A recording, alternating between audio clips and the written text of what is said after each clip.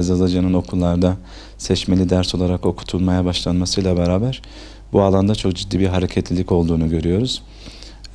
Daha öncesinde başlayan lisans bölümleri bulunuyor. İşte Bingöl Üniversitesi ve Tunceli Munzur Üniversitesi'nde Zaza Dili ve Edebiyatı lisans bölümleri var.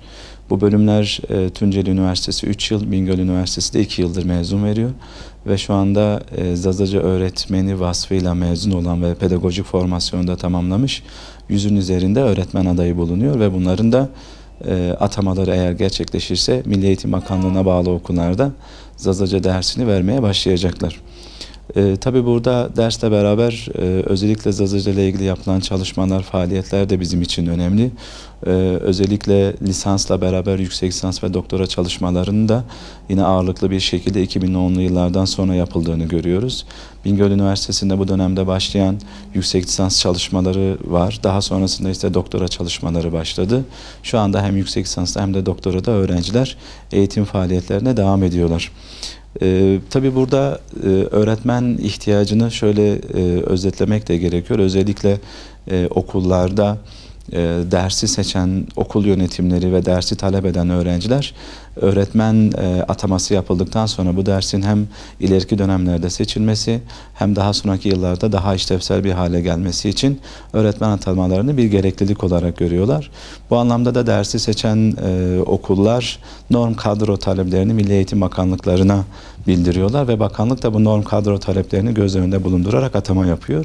Şu anda Türkiye genelinde 15 tane Zazaca öğretmeni var. Bunların büyük bir çoğunluğunun Bingöl'de, geri kalan kısımlarında işte Diyarbakır ve İstanbul'da görev yaptıklarını biliyoruz. Fakat burada eğer bakanlık okullardaki norm kadro ihtiyacını da göz önünde bulundurur ve Zazaca öğretmen atamaları kontenjanını artırırsa bu dersin geleceği açısından, bizler açısından ve dersten bu alandan mezun olan öğretmen adayları açısından da iyi bir durum olacaktır.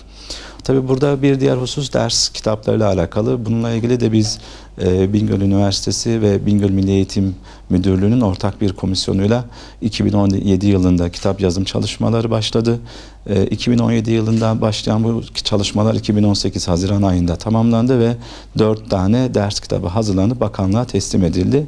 Bunlar ilköğretimin 2. kademesi olan 5, 6, 7 ve 8. sınıflarda okutulan ders kitaplarıydı.